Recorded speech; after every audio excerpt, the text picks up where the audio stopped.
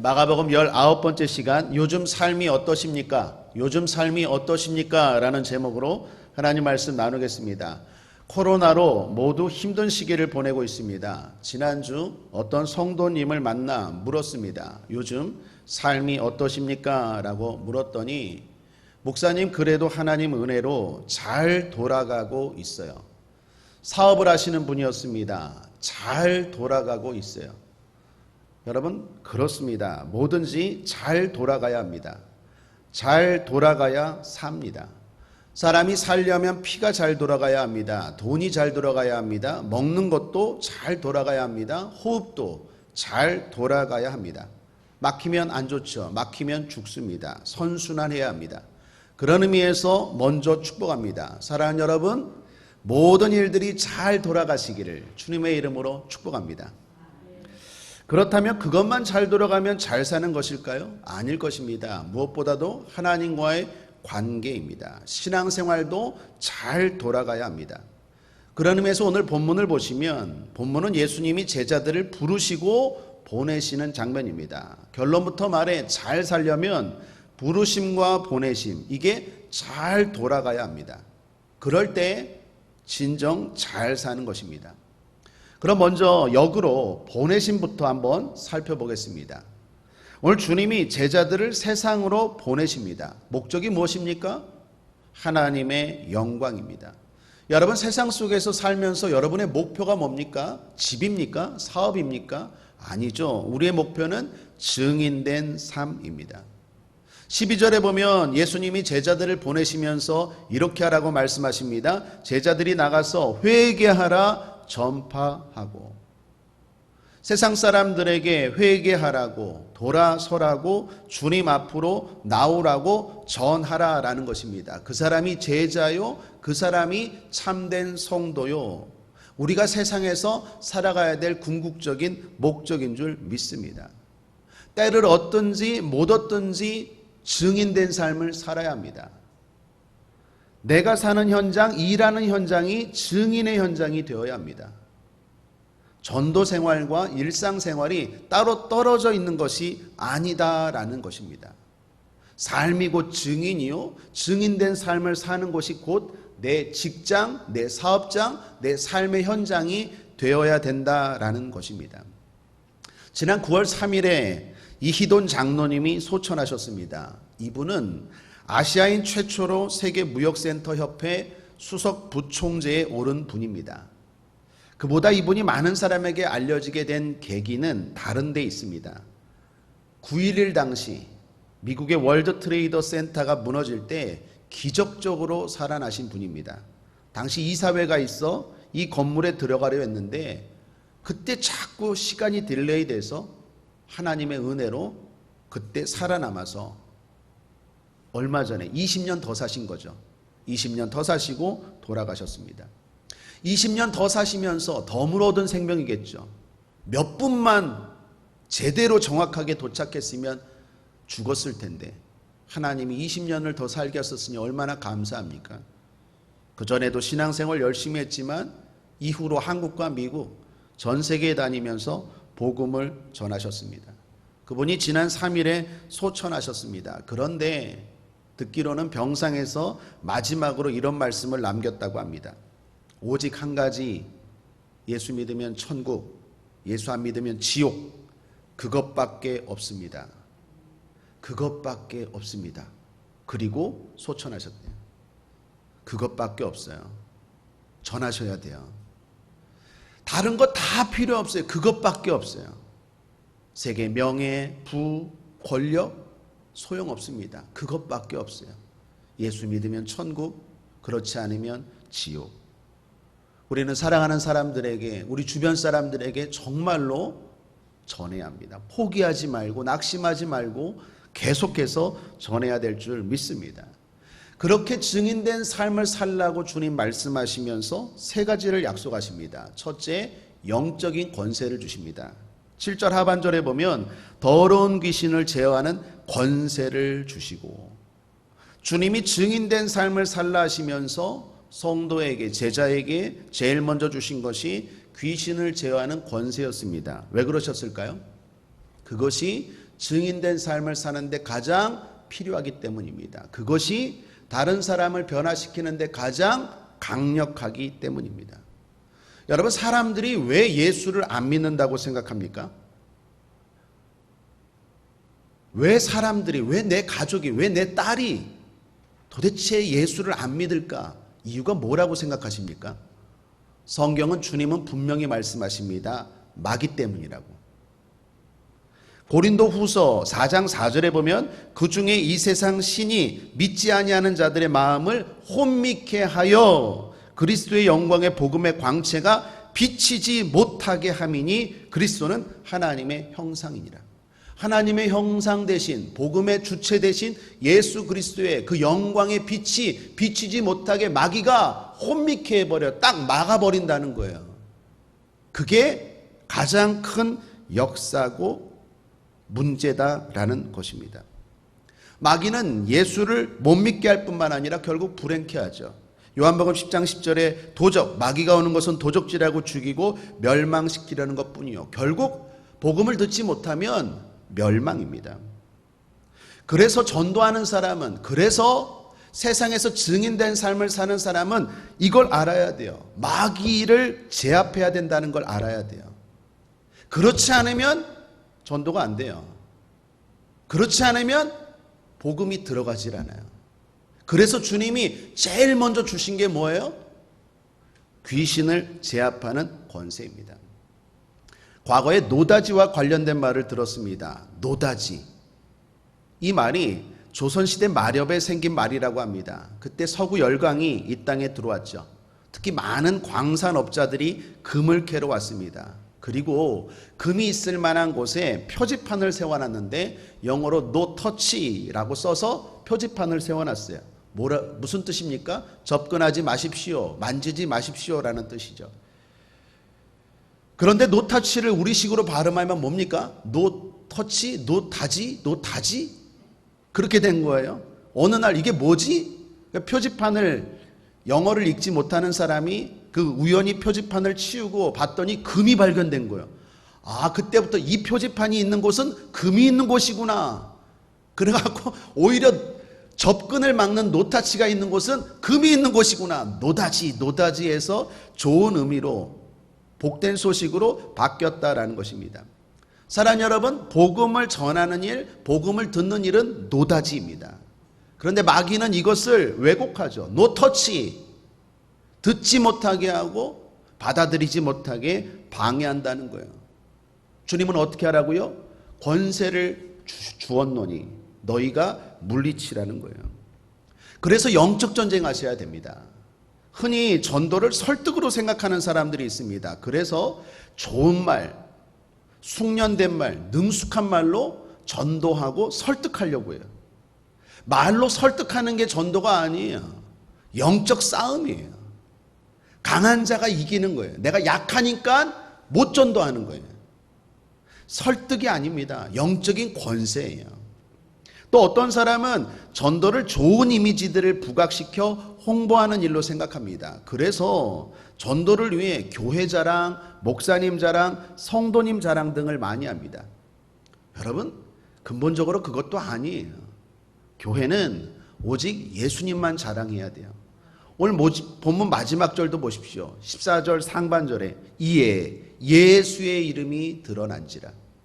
예수의 이름이 드러나야 돼요. 제자들 그 누구의 이름도 드러나지 않았습니다.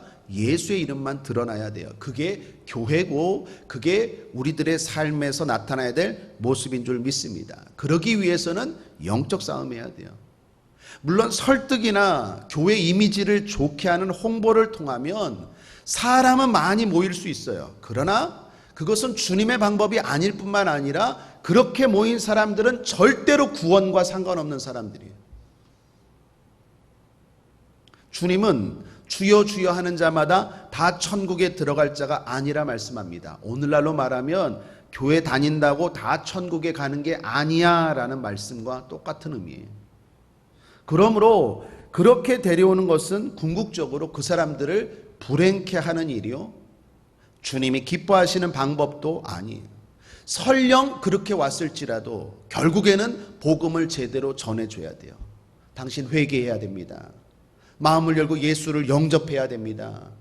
지금 젊다고, 돈 있다고, 지금 뭐 좀 잘 된다고 교만하지 마십시오. 예수 영접하셔야 돼요. 제대로 전해줘야 돼요. 비유 맞추고 밥 사주고 그렇게 끌고 오는 게 아니라 오더라도 설령 그렇게 왔을지라도 복음을 제대로 전해야 돼요. 예수님은 제자들에게 말합니다. 너희가 나가서 회개하라. 천국이 가까웠다고, 복음을 영접하라 라고 말합니다. 그러므로 영혼을 사랑하되 사정하지 마십시오. 천국은 값싼 곳이 아닙니다. 복음은 값싼 게 아니에요. 우리를 위해서 십자가에 달리신 주님의 죽음은 어떤 것보다 가치 있는 거예요. 소중한 거예요. 우리가 영혼을 사랑하는 건 맞아요. 그러나 사정하면서 교회 한번 가자, 그럴 필요 없어요. 그렇게 하면 안 돼요. 그렇게 와봤자 구원받지 못해요.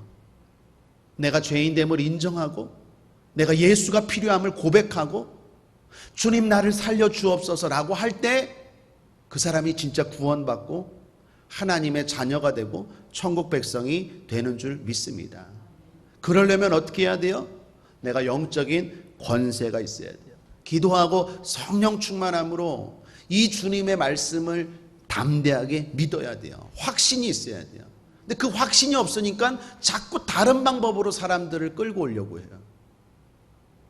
저와 여러분이 기도하고 성령 충만함으로 영적 싸움으로 많은 사랑하는 사람들을 전도할 수 있게 되길 바랍니다. 두려워하지 마십시오.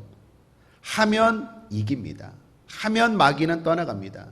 누가복음에 보면 70인의 제자들을 주님이 보내십니다. 그때 제자들이 반신반의했습니다. 그러나 말씀을 믿고 용기를 내어서 나아가서 담대하게 외쳤습니다. 회개하라. 주님을 영접하라. 성령 충만함으로 전했어요. 어떤 일이 벌어졌습니까? 돌아와서 이렇게 보고합니다. 누가복음 10장 17절에 70인이 기뻐 돌아와 가로되 주여 주의 이름으로 귀신들도 우리에게 항복하더이다. 여러분이 사랑하는 사람들, 예수 안 믿는 그 사람 배후에 있는 귀신을 항복시켜야 돼요. 그게 안 되면 아무리 밥 사주고 100번 밥 사주세요. 교회 왔다 갔다 결국에는 변화되지 않는다라는 것입니다. 오늘 본문 13절도 보십시오. 많은 귀신을 쫓아내며. 사랑하는 여러분, 영적 전쟁하면 여러분에게 귀신이 항복합니다. 부족했던 사람들이에요. 여기 있는 제자들 부족했던 사람들이에요. 그러나 믿고 나갔더니 정말로 사람들이 변화되고 이겼다라는 것입니다. 안에서 문제지 하면 이깁니다. 영적 세계를 분별하고 승리하는 지혜가 있으시기를 주님의 이름으로 축복합니다. 두 번째, 주님이 채워주시니까 염려하지 말라라고 말합니다. 8절에서 10절 함께 한번 읽어보겠습니다. 시작. 명하시되 여행을 위하여 지팡이 외에는 양식이나 주머니나 전대의 돈이나 아무것도 가지지 말며 신만 신고 두벌옷도 입지 말라 하시고 또 가라사대 어디서든지 네 집에 들어가거든 그곳을 떠나기까지 거기 유하라. 먹는 것, 입는 것, 자는 것 걱정 말라. 주님이 책임지신다는 말씀이에요. 필요한 것, 즉 지팡이 하나, 신발 한 켤레, 이 기본적인 것만 챙겨라. 나머지는 양식이나 배낭이나 전대의 돈이나 여분의 옷은 주님이 그때그때마다 공급하시겠다라는 거예요. 그러므로 예수 믿는 사람들은 심플 라이프를 살아야 돼요. 단순하게 사는 거예요. 뭐 굳이 부랴부랴 이런 것들 많이 가지고 사는 게 아니다라는 것입니다. 성도의 능력은 염려하지 않는 데 있어요. 하나님의 말씀을 믿고 내가 믿음으로 굳건히 살면 염려가 떠나갑니다. 그런데 반대로 믿음이 약해지면 염려가 커져요. 그래서 믿음의 반대말은 불신이 아니라 염려예요. 염려가 요즘 많습니까? 믿음을 키우십시오. 그러면 염려가 줄어들어요. 내가 주님이 채우시고 주님이 먹이시고 주님이 자게 하시는 건 못 믿으니까 자꾸 염려가 커지는 거예요. 믿음이 커지면 염려가 사라집니다. 교회 1세기 문서에서 그리스도인들의 명단이 발견됐다고 합니다. 그런데 학자들이 공통점을 발견했는데 모든 그리스도인들 앞에 이 별칭이 붙어 있다고 합니다. 티데디 디오스, 티데디 디오스. 예를 들면 티데디 디오스 베드로, 티데디 디오스 요한. 오늘날로 하면 우리 성도들 티데디 디오스 누구누구 집사님, 티데디 디오스 누구누구 전도사님, 권사님, 이렇게. 이 티데디 디오스가 뭘까? 학자들이 연구해 봤더니 뜻이 근심하지 않는 사람이란 뜻이에요. 초기 기독교 성도들의 특징은 뭐예요? 근심이 없는 사람이에요. 그래서 불신자가 볼 때 기독교인들은 염려하지 않는 사람, 염려하지 않는 사람. 저와 여러분이 그러한 별명이 생기는 믿음의 사람 되길 바랍니다. 우리는 대책이 없는 것이 아니라 주님이 대책이에요. 주님이 공급하시는 줄 믿습니다. 주님 오늘 우리에게 말씀하십니다. 누가복음 12장 28절 31절에 오늘 있다가 내일 아궁이에 던지우는 들풀도 하나님이 이렇게 입히시거든 하물며 너희일까 보냐. 믿음이 적은 자들아, 너희는 무엇을 먹을까 무엇을 마실까 구하지 말며 근심하지도 말라. 이 모든 것은 세상 백성들이 구하는 것이라. 너희 아버지께서 이런 것이 너에게 있어야 될 줄을 아시느니라. 그러므로 오직 너희는 그의 나라를 구하라. 그리하면 이것을 너희에게 더하시리라. 우리의 관심은 증인에 있어야 돼요. 하나님의 영광이 있어야 돼요. 그 사람이 성도고 그 사람이 저와 여러분인 줄 믿습니다. 염려하지 맙시다. 세 번째, 주님이 약속하십니다. 당부하십니다. 복음을 거절해도 낙심하지 말고 전진하라고. 11절입니다. 어느 곳에서든지 너희를 영접지 아니하고 너희 말을 듣지도 아니하거든 거기서 나갈 때에 발 아래 먼지를 떨어버려 저에게 증거를 삼으라 하시니. 권세를 가지고 전도합니다. 그래도 거부될 수 있음을 알아라 라는 거예요. 왜 이렇게 말씀하실까요? 주의하라는 거예요. 뭘? 낙심. 내가 기도하고 내가 성령 충만하고 내가 마귀를 제압하는 권세를 가지고 내가 굳건한 믿음으로 복음을 전하면 다 변화되는 게 아니다. 그렇게 해도 안 되는 사람이 있을 거다. 거절하는 사람이 있을 거다. 그때 포기하지 말라는 거예요. 계속 증거하고 나아가라라는 거예요. 꺾이지 말라라는 거예요. 낙심하지 말라라는 것입니다.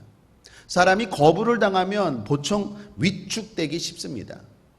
말씀의 권위가 무너지고 교회의 존재가 조롱당하면 전도자나 성도는 위축되기 쉽죠. 특별히 지금 코로나19로 인해서 교회에 대한 세상 소리에 성도들이 위축되는 것 같습니다. 사랑하는 여러분, 축복하고 격려합니다. 위축되지 마십시오. 낙심하지 마십시오. 그럴 수 있어요. 주님이 말씀하시는 게 그럴 수 있다라는 거예요. 그것 때문에 기죽지 마십시오. 사실 우리의 사명이 뭡니까? 모든 사람들에게 좋은 반응을 이끌어내는 게 교회가 성도의 사명이 아니에요. 우리의 사명은 바른 전파예요.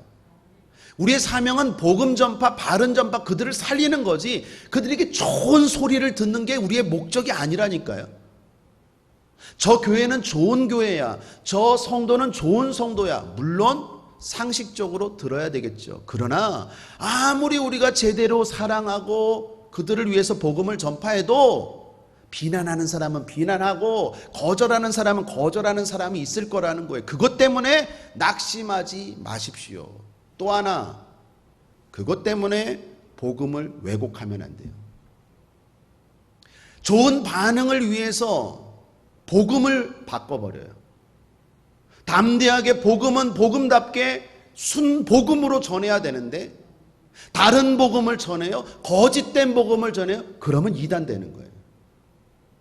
사람들의 반응을 봐가면서 복음을 변질시키면 그거는 결국 하나님이 말씀하신 방법도 아니라 그 사람도 불행하게 만드는 거예요. 그렇게 복음을 듣고 믿으면 절대로 구원받을 수 없기 때문입니다. 그러므로 사랑하는 여러분, 사랑으로 기도하고 성령 충만함으로 전하되 복음을 복음답게 전해야 될 줄 믿습니다. 주님은 대신 거절하면 어떻게 하라고 말합니까? 발에 먼지를 떨어버리래요. 여러분, 이게 뭔 뜻일까요? 당시 유대인들은 이방인을 부정하게 여겼습니다. 그래서 이방 지역에서 돌아올 때는 신발과 옷의 먼지를 떨어버리는 관습이 있었습니다. 이것을 후에 바울을 비롯해서 초대교회 성도들이 복음을 전하다가 복음을 듣지 않으면 복음을 바꾸거나 아니면 좋은 반응을 위해서 뭐 다른 걸 하는 게 아니라 마지막엔 어떻게 했어요? 먼지를 떨어버렸어요. 무슨 말이냐? 다시 한번 최종적으로 확인시켜줬다라는 거예요. 너가 지금은 복음을 안 듣는데 내가 다시 한번 너에게 마지막으로 말한다. 회개해라. 그게 너가 살 길이다. 다시 한번 최종적으로 확인시켜주라는 거예요.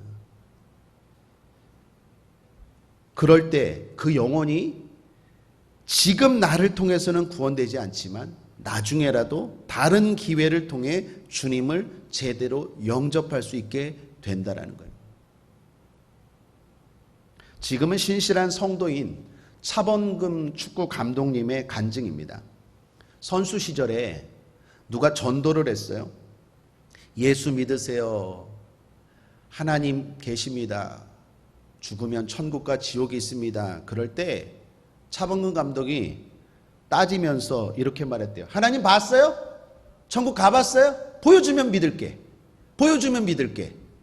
그랬대요. 이 전도하는 분도 열받아갖고 공기 보여요? 공기 보여요? 보여주면 하나님 보여줄게. 보여주면 하나님 보여줄게. 하도 따지고 반응하니까 이 사람도 그랬대요. 그러다가 아유, 이건 하나님 방법 아니지. 주님이 영접하지 않으면 어떻게 하라고? 최종적으로 먼지를 떨어버려라. 확인시켜주라고 했지. 그래서 이분이 마음을 고쳐먹고 차분하게 차범근 감독에게, 그때는 선수죠, 이렇게 말했대요. 지금은 당신이 하나님을 거부하지만 하나님이 계심을 믿고 느낄 때가 있을 것입니다. 그러면서 내가 끝으로 분명히 말하는데 당신 회개하셔야 돼요. 그리고 예수님 영접하셔야 돼요. 그분 말에 차범근 감독이 웃기시네, 조롱했대요. 그런데 그 말이 마음에 남았대요. 그리고 그 일이 있은 지 얼마 후에 무릎 부상을 당했대요. 여러분, 축구 선수가 무릎이 다치면 어떻게 합니까? 안타까워진 거예요. 마음이 겸손해진 거예요. 주변 사람들 권유로 기도원을 갔대요. 한월산 기도원 있죠, 유명했던 그 기도원을 가서 거기 가서 예배 드리는데 마음이 확 열린 거예요. 눈물이 터지고, 하나님, 내가 교만했습니다. 내가 건강하다고, 내가 인기 있다고, 내가 잘 나간다고 착각했습니다. 내가 교만했습니다. 회개하고 눈물을 펑펑 흘리고, 그리고 예수를 영접했대요. 그리고 다리가 어떻게 됐을까요? 치료됐대요. 그래서 지금까지 선수하고 또 감독 생활을 했다라는 간증입니다. 그리고 지금은 신실하게 주님을 섬기고 있다라는 것입니다. 그러므로 사랑하는 여러분, 복음을 거부한다고 해서 낙심하지 마십시오. 뿐만 아니라 다른 복음, 변질된 복음을 전하지 않게 되길 바랍니다. 중요한 건 확인시켜 주시고, 그리고 기도해 주셔서 하나님의 때에 누군가를 통해서는 제대로 된 복음을 영접할 수 있는 기회를 만들어 주셔야 돼요. 그리고 저와 여러분은 어떻게 해야 됩니까? 계속 전진해야 돼요. 담대함을 가지고 만나는 사람마다 전해야 돼요. 왜? 예비된 영혼, 때가 된 영혼들이 있어요. 그럴 때 하나님이 기뻐하실 줄 믿습니다. 이것이 우리가 살아가야 될 목표입니다. 이렇게 살려면 어떻게 됩니까? 주님의 부르심을 경험해야 합니다. 주님이 우리를 부르십니다. 오늘 본문 7절에도 12제자를 부르사라고 말씀합니다. 나와 여러분을 부르십니다. 이사야서 43장 1절에도 야곱아, 너를 창조하신 여호와께서 이제 말씀하시느니라, 이스라엘아, 너를 조성하신 자가 이제 말씀하시라, 너는 두려워 말라. 내가 너를 구속하였고 내가 너를 지명하여 불렀나니 너는 내 것이라. 주님이 우리를 부르십니다. 이 부르심의 은혜를 제대로 경험해야 돼요. 한 번이 아닙니다. 늘입니다. 자주입니다. 그래서 제가 자주 말씀드린 것처럼 거저 왔다 거저 가지 말고 은혜 받고 가셔야 돼요. 부르심의 은혜를 경험해야 증인된 삶을 살 수 있어요. 이 부르심의 은혜가 없으면 앞서 말했던 보내심의 그 삶을 제대로 살 수 없다라는 것입니다. 그렇다면 내가 부르심의 은혜를 받고 있다. 내가 주님 앞에 예배드리고 주님 앞에 나오고 그래서 부르심의 은혜를 받고 있다라는 걸 어떻게 할 수 있을까요? 그 특징이 세 가지예요. 첫 번째는 감격이 있습니다. 내가 주님 앞에 제대로 나와서 예배드리고 제대로 부르심을 경험하면 감격이 있어요. 왜 그렇습니까? 하나님이 부르셨다니까요. 목사가 부른 게 아니라 하나님이 부르신 거예요. 얼마나 영광스럽습니까? 뭐 대통령이 청와대로 오십시오 불러줘도 감히 영광인데 하나님이 우리를 불렀다? 그걸 제대로 믿는다? 그걸 진짜 마음으로 확신한다? 그러면 반드시 나타나는 반응이 뭐냐? 감격이에요. 예배드리면서 감격하는 거예요. 하나님 오늘도 날 불러주셨군요. 세상에 수많은 사람들이 있는데 나 같은 것을 오늘도 불러주신 것 감사합니다. 감격합니다. 제대로 예배드리면요 이 감격이 있어요. 거저 왔다 거저 가지 마시고 부르심의 은혜를 경험하게 되길 바랍니다. 그 특징 첫 번째는 감격이에요. 두 번째는요 감사가 있어요. 뭐 비슷한 말이겠지만 왜 그렇습니까? 자격 없기 때문에 그래요. 내가 자격이 있어요? 하나님이 날 택할 만한 이유가 있어요? 하나님이 날 부르실 만한 근거가 있어요? 뭔가 자격이 돼요? 그러면 감사할 이유가 없죠. 마땅하니까. 그런데 자격이 없어요. 부족해요. 죄인이에요. 연약해요. 남들과 비교할 때도 잘난 것이 없는데 날 불러주셨으니 얼마나 감사합니까? 로마서 5장 6절 우리가 잘 아는 말씀이죠. 5장에 6절에 우리가 아직 연약할 때에 기약대로 그리스도께서 경건치 않은 자를 위하여 죽으셨도다. 8절에 우리가 아직 죄인 되었을 때에 10절에 곧 우리가 원수 되었을 때에 여러분 우리가 뭘 잘할 때가 아니에요. 연약할 때, 죄인 되었을 때, 원수 되었을 때 세상 사람들보다 나은 게 별로 없는데 하나님이 날 불러주셨다니까요. 그러니까 감사된 거예요.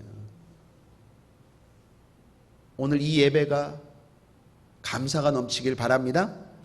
세 번째, 부르심의 은혜가 제대로 있으면 기쁨이 있어요.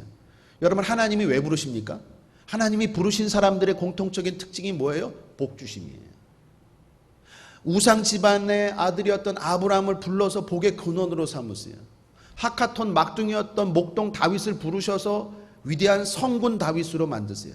하나님이 부르실 때는요 다 공통점이 있는데 복 받았어요. 그러니 기쁨이 있죠. 오늘도 복이 임할지어다. 이 예배 가운데 복이 임할지어다. 영혼이 잘된 같이 범사가 형통하며 강건한 복이 임할지어다. 하나님이 부르시면요 기쁨이 있어요. 왜? 하나님은 복 주기 위해서 부른다니까요. 그냥 부르지 않아요. 그래서 기쁨이 있어요. 내가 하나님 앞에 예배를 잘 드리고 내가 하나님 앞에 나아가고 있다라면, 제대로 된 예배라면, 제대로 된 신앙생활이라면 반드시 이 세 가지가 나타나요. 감격이 있어요. 감사가 넘쳐요. 기쁨으로 가득해요. 그래서 지금 이 상황은 참 어려운 시기예요. 확인이 안 돼요. 뿐만 아니라 함께 할 때 그것들이 더 강력한데 그렇지 못해요. 그럼 제가 목회하면서 느끼는 게 뭔지 아세요? 누구 한 사람이 은혜를 받잖아요. 그러면 그 은혜가요 설교자에게도 미쳐요. 근데 누구 한 사람이 졸잖아요. 그럼 그 조는 게 설교자에게도 미쳐요. 은혜의 전이현상이에요. 그래서 지금 어려운 시기예요. 인터넷으로 예배드리니 확인도 안 될 뿐더러 너무 힘들어요. 내가 몸부림쳐야 돼요. 성전에서 함께 예배드리는 거 100배로 몸부림쳐야 돼요. 그렇지 않으면 도대체 예배다운 예배가 될 수가 없어요. 예배드리다가 갑자기 강아지가 짖고, 예배드리다가 화장실 가고 싶다고 또 갔다 오고, 예배드리다가 아이고 가스불 치고, 이게 뭔 예배예요?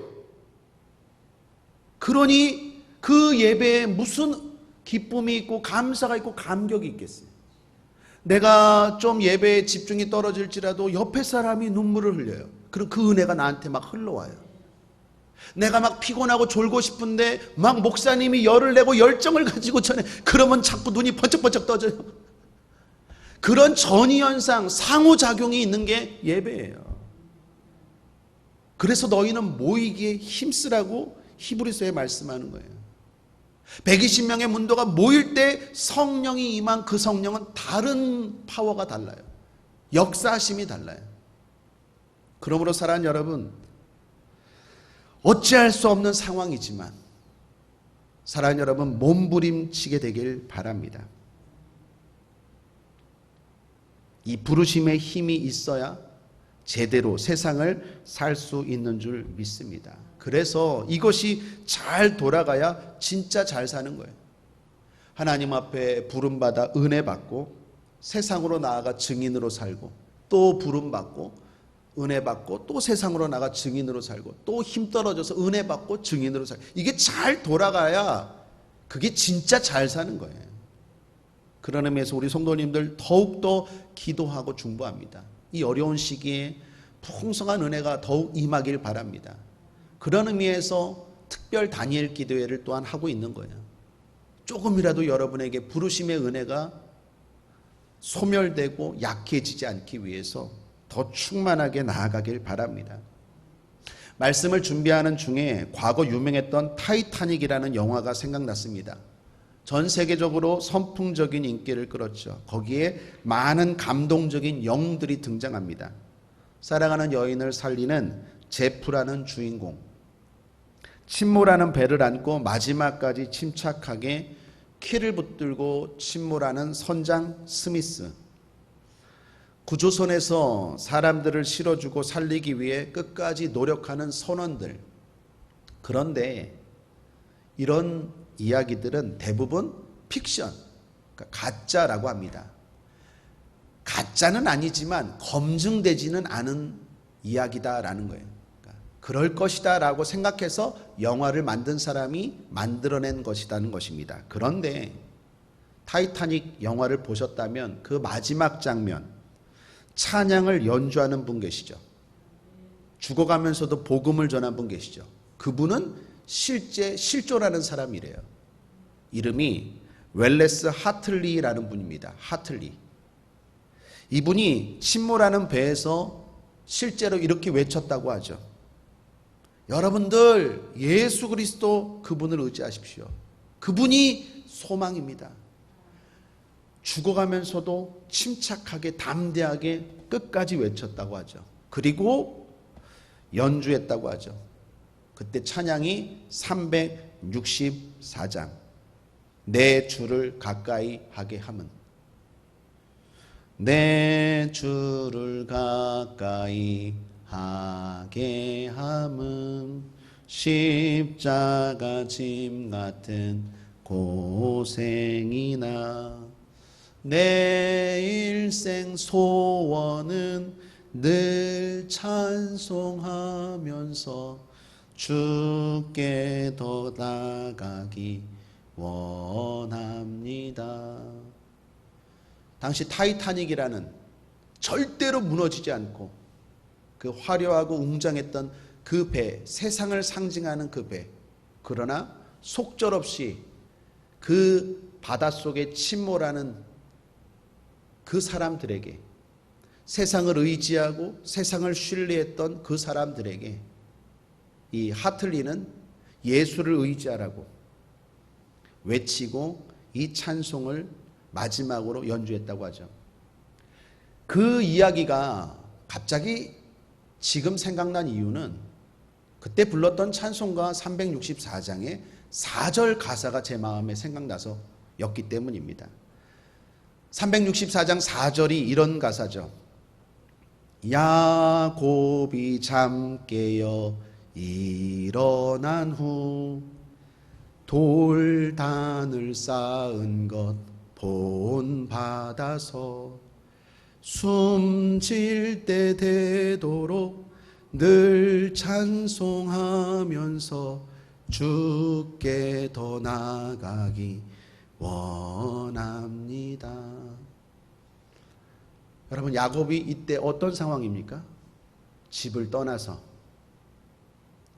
한치 앞을 모르는 외롭고 불안하고 연약한 그 야곱이 돌단이라도 쌓아서 예배를 드려요. 거기서 하나님의 힘을 얻어요. 그리고 나아가죠. 하틀리가 마지막 순간에 이렇게 죽음 앞에서도 담대하고 침착하게 외칠 수 있었던 것은 돌단이라도 쌓아서 하나님 앞에 예배드리고자 하는 그 마음, 늘 찬송하면서 주께 더 나가기 원하는 그 마음, 숨질 때 되도록, 숨질 때 되어도 늘 찬송하고 예배하고자 하는 그 마음이 있었기 때문에 결국에는 세상에서 어떤 어려움도 이기고 죽음 앞에 두려워하고 공포하고 소란스러운 그 사람들 가운데서도 침착을 유지하고 담대하게 멋지게 대하고 천국으로 간 줄 믿습니다. 어려운 시기입니다. 그럼에도 불구하고 포기할 수 없는 것이 예배예요. 그런 마음으로 예배를 사모하고 은혜를 사모하면 절대로 세상이 두렵지 않아요. 그 어떤 것도 이길 수 있는 줄 믿습니다. 코로나19 사태로 대면 예배를 드리지 못하지만 언젠가는 곧 시행될 거라고 믿습니다. 그러나 설령 그렇게 되지 않더라도 이 야곱이 사모했던 그 예배, 돌단을 쌓고라도 드리는 그 예배, 제대로 된 예배는 아니지만 그래도 하나님 부스러기 은혜라도 주옵소서. 그렇게 사모하고 몸부림치며 드리는 예배에 힘이 있을 때 우리는 제대로 된 보내심을 받아 마귀한테 지는 것이 아니라 이기고 많은 사람을 병에서 건져내고 귀신의 사로잡힘에서 건져내고 결국에는 예수의 이름이 드러나게 하는 그러한 교회와 우리 성도들이 될 줄 믿습니다. 우리 사랑하는 여러분, 특별히 그런 마음에서 간절히 축복합니다. 온라인으로 드리는 예배, 여러분의 그 자리가 정말로 풍성한 은혜가 임하길 바랍니다. 감격이 있길 바라고 감사가 있길 바라고 뿐만 아니라 기쁨이 있길 바랍니다. 그냥 때우기식, 그냥 어쩔 수 없이 드리는 그 예배가 아니라 진정한 예배, 하나님이 받으시는 예배, 나에게 진정한 힘이 임하는 예배가 되기를 주님의 이름으로 거듭 축복하고 사랑합니다. 기도하겠습니다. 좋으신 하나님 아버지, 감사합니다. 모든 것이 잘 돌아가야 합니다. 그래야 삽니다. 무엇보다도 우리의 신앙도 잘 돌아가길 원합니다. 부르심과 보내심, 보내심과 부르심이 잘 돌아가야 합니다. 지금 어려운 시기입니다. 인터넷이라는 새로운 형태의 예배를 드리고 있습니다. 하나님 아버지, 그러나 야곱이 돌단을 제단 삼아 아버지 하나님 앞에 몸부림치고 은혜를 놓치지 않고 사모했던 것처럼 하나님 아버지, 어쩔 수 없는 이 상황이지만 은혜는 놓치지 않도록 우리 사랑하는 성도들 붙잡아 주시고 중심이 흐트러지지 않도록 함께하여 주셔서 감격이 있고 감사가 넘치고 기쁨으로 충만한 참된 예배 될 수 있도록 인도하여 주옵소서. 그 힘을 가지고 세상에 나아가 하나님의 자녀답게 살게 하여 주옵소서. 마귀를 물리치고 염려하지 않고 하나님 앞에 많은 영혼들을 이끌어내는 어떤 거절 앞에서도 낙심하지 않고 전진하는 우리 귀한 성도님들 되게 하여 주시옵소서. 악하고 더러운 원수 사탄 마귀야, 예수 이름으로 명하노니 떠나갈지어다, 물러갈지어다. 감사드리며 예수님의 이름으로 축복하고 기도했습니다. 아멘.